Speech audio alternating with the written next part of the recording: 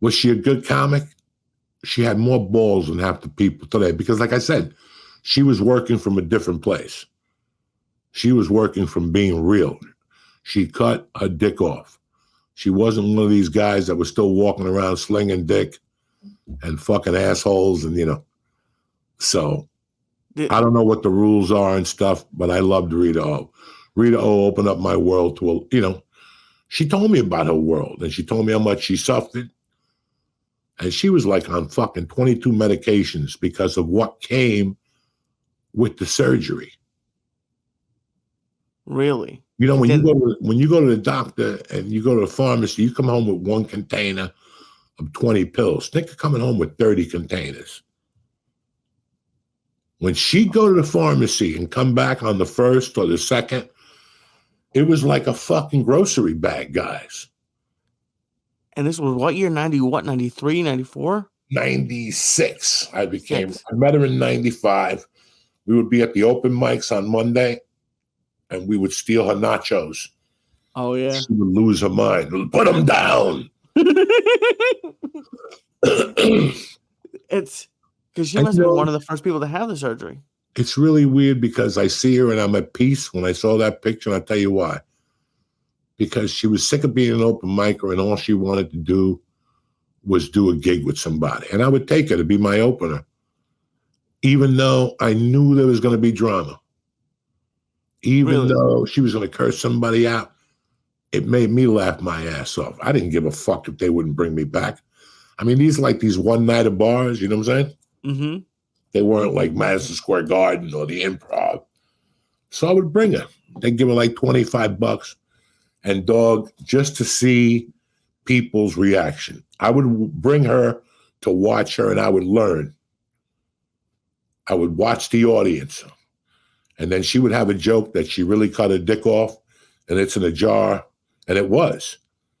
This chick was great. This guy, this God rest his or her soul. That's all I want to fucking say. I'm very sorry too.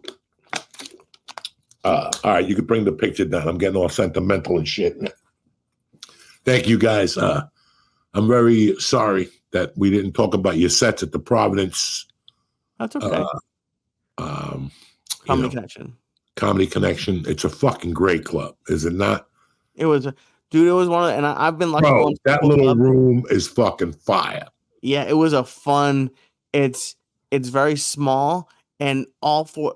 The guy who I opened for, Zach Fox, was great. Sold out 4 straight shows, and so it was full. And I've done the room. The only other time I did it was probably like half full, and it was still pretty fun. But sold out. Every audience was really cool, and they were young. And I hosted, which I have bombed usually hosting. I have not done well hosting, and this was my best weekend hosting. I think. Keep doing it, and you get good at it. And now you become more of a quarterback. You see what I'm talking about? If the headliner is very clean and the feature act is dirty, you do an extra minute or two and you keep it clean so the headliner doesn't have to walk into that disaster. Interesting.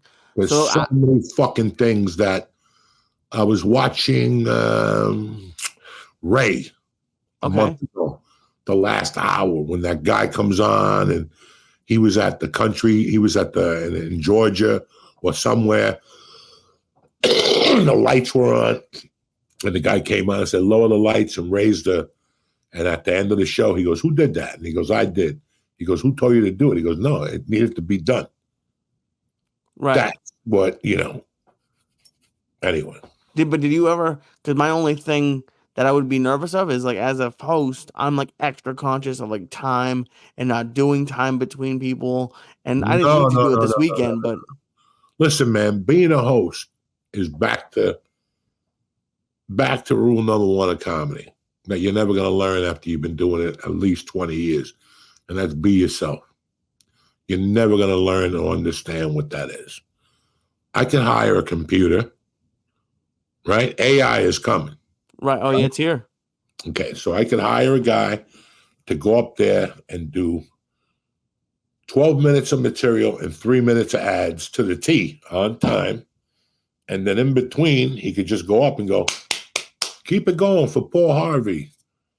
Don't forget, he's selling stuff after the show. All right, let's give a big round of applause for the wait staff. Don't forget to tip these girls, Louise, Melissa, Tony, Johnny the black dude. You're giving the room color now, right? Right. And then you could just go up there and go do that and go, don't forget, Joey Diaz is here May 28th and Paulie Shore is here May 25th. Or not out to the show. I could hire a fucking robot to do that. Right. I want you to go up there and play with them. See what's happening. How you guys doing? Welcome to the Comedy Connection. My name is Uncle Joey here. What's happening, you bad motherfuckers? Any parties, birthdays? And at first they'll get like a little shock, but they're East Coast people. They feel you.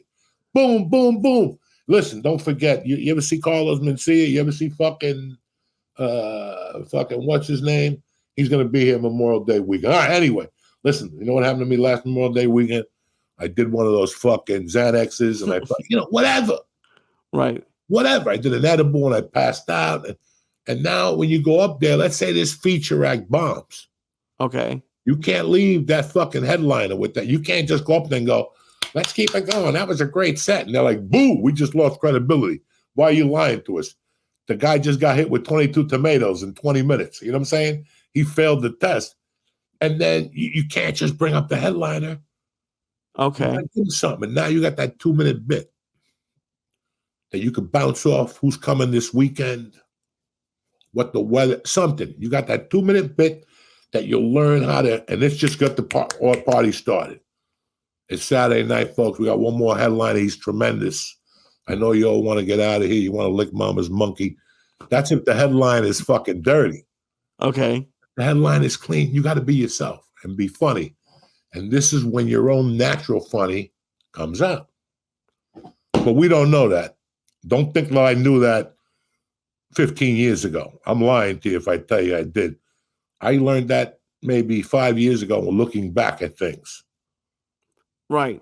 Because I still am not playing, like, you weren't doing crowd work, but like I don't really interact as much as I should as a host. Go out there. No, I want you to go out there and bang them. I don't want you to ask people where they're from or what they do. No, I don't. I never do that. Or who are you married to? What'd you eat for dinner? No. If you're going to say something to them, it's good. You're telling them something. Dog, where'd you get that fucking wig from? Anyway, and you go back, whether they feel it or not. But remember, if they don't feel it, now you got to dig yourself out of 2 holes. Right. So your words got to be bang. And you know what? That's what this whole thing is about, is digging yourself out of holes. So just say whatever's on your mind. I got to take 2 steps to the rear and get out of here. You know what I'm saying? We've been here talking shit for how long? It's Tuesday morning. People don't want to hear this nonsense. Love you, buddy. I love you too. Have a great week.